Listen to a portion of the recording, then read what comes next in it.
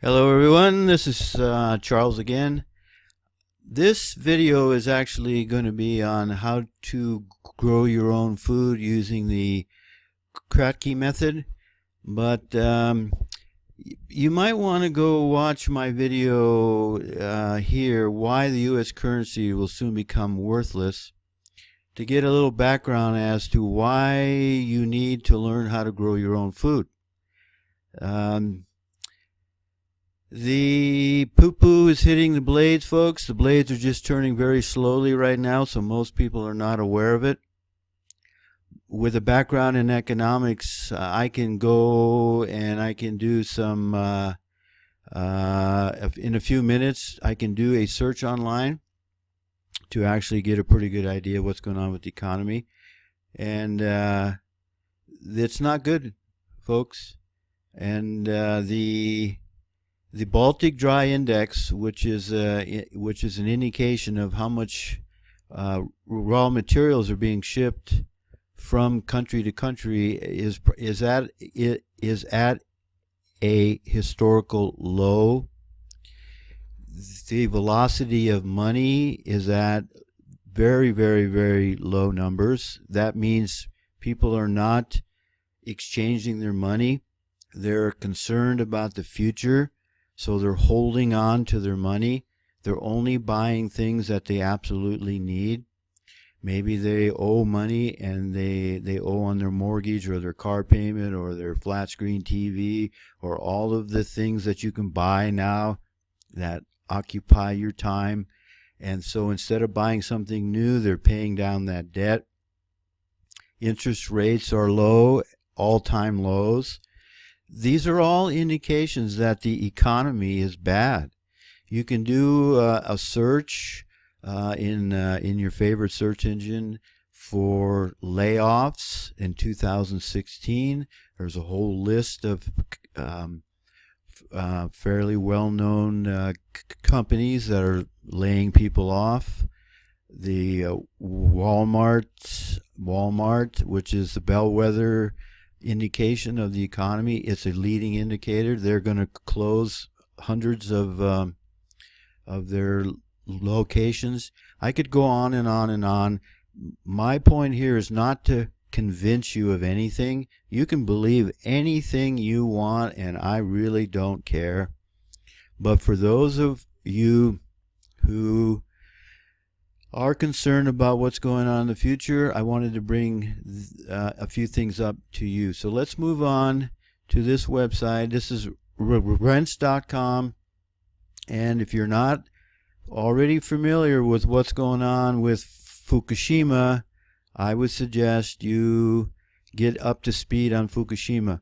When Fukushima happened, I think it was 2011, it may have been 2010, I can't remember, but anyway, it was quite a while ago. I lived in nearby South Korea, and my leaving South Korea, when I did, one of the factors I considered was the Fukushima radiation that was being emitted into the Pacific Ocean. And I realized that fish don't just stay in one area, and so the radiation was going to go all over that area. And so you might want to look at the get up to date, like I mentioned, on Fukushima. And then over here on the right hand column, there's more information on Fukushima. See, for all Fukushima stories, see the top right column. So I suggest you do that, because what's happening now is that the radiation from Fukushima is going all over Alaska, the west coast of the United States, California, Oregon, etc. And here's what they're saying. West Coast bird die-off is the biggest ever recorded. The birds' stomachs are completely empty. Never seen anything like it. Deaths could reach many hundreds of thousands. And they act like, you read down here, and they act like they don't know why. They can't figure it out, because they don't want to alarm the people by telling them the Fukushima radiation is traveling all over the Pacific Ocean, and it's traveling, and now it's going, apparently it's having an effect on the seabirds because there's no fish, there's no food for them to eat. And I'll let you come here and scroll down and get up to speed. There's all kinds of worst die-off ever recorded anywhere on Earth underway on the West Coast. And it's not only going to affect the birds, it's going to affect the food. And with the drought in California, my point is, we're all going to have to learn how to grow our own food. And that's why I want to bring you to this website here, this video. This is the Kratky Hydroponics. And I'm just going to play a few minutes of this video so you can get an idea of what Kratky Hydroponics is all about. Talk to you about some research we've been doing in the past years on growing vegetable crops by various non-circulating hydroponic methods.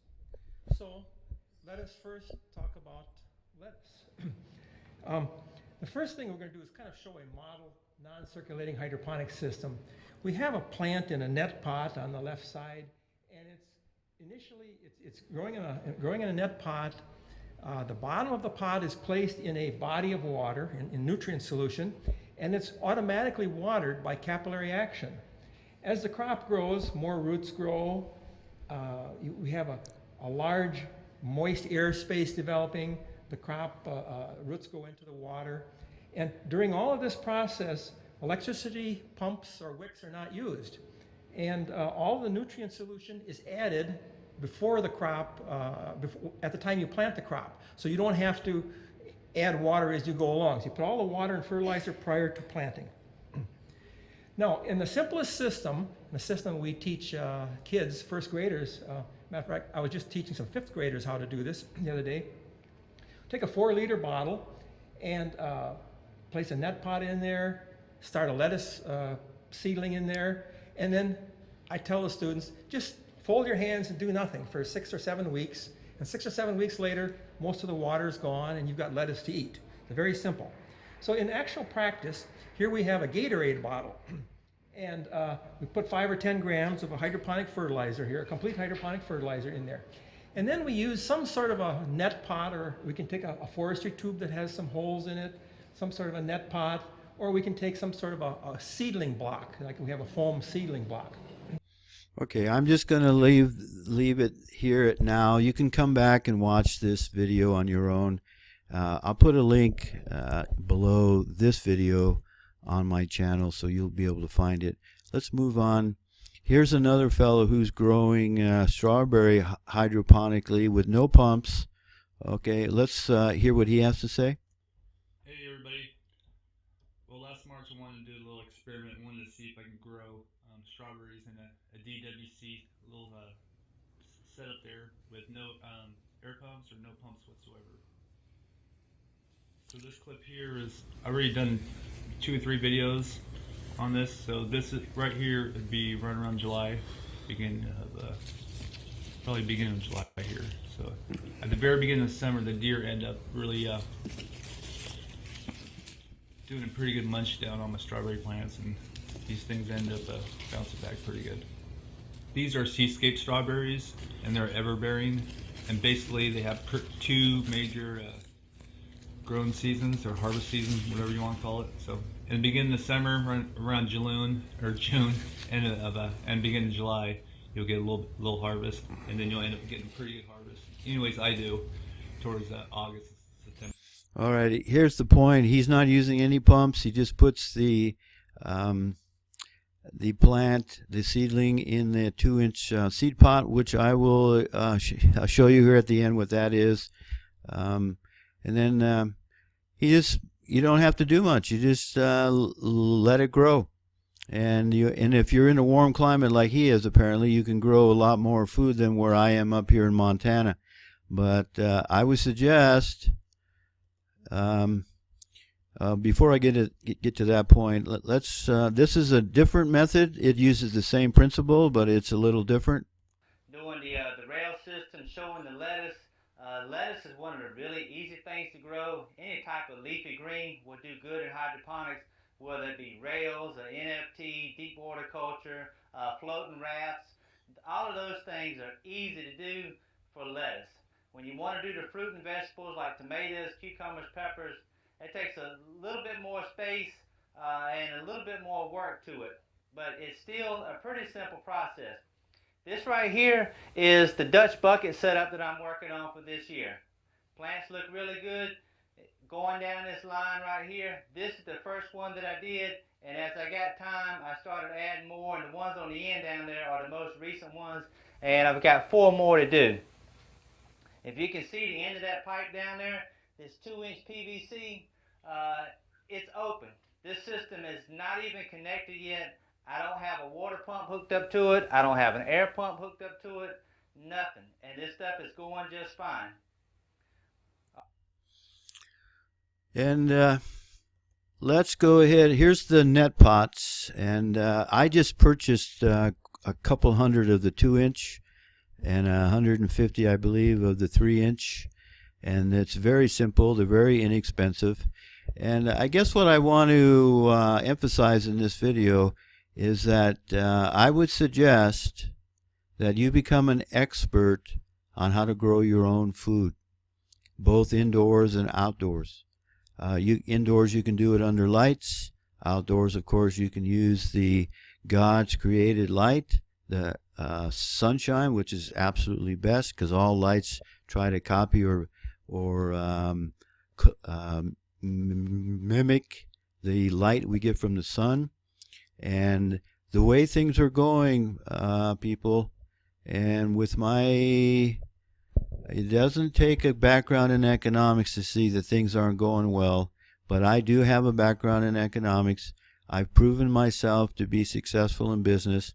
I have common sense, which is pretty rare anymore these days, and I'm just putting this information out there for you while you still have time to get the materials that you need and get everything all set up and get some experience on how to grow your own food, both indoors and outdoors or in a greenhouse. You can work with your friends and your neighbors. It's fun. It's inexpensive. In this way, this Kratky Hydroponics or the bucket method is very easy to do. You just set it all up and you leave it and in the sunshine or in the lights, and it grows. And it's plants. It's a great hobby, and I just thought I would post this information for people who haven't really given it much thought. I would suggest you buy seeds and every fertilizer, everything you need, even if you don't do it now. It's a good way to get rid of your fake money, which I bring up. Again, I suggest you go here. I go and explain in detail why our money is becoming worthless. The rest of the world is rejecting our money. It's like a cancer in the world, and they're doing everything they can to get away from our currency. We are in for some very, very hard times, people. It's going to be like nothing you've ever seen before. I don't mean to scare you. I don't mean to be, this isn't fear porn, but I'm just giving you a heads up. I want to thank you for watching. Please, if you do, like and absolutely share. And if you would consider subscribing. Again, thank you for watching. And until next time, see ya.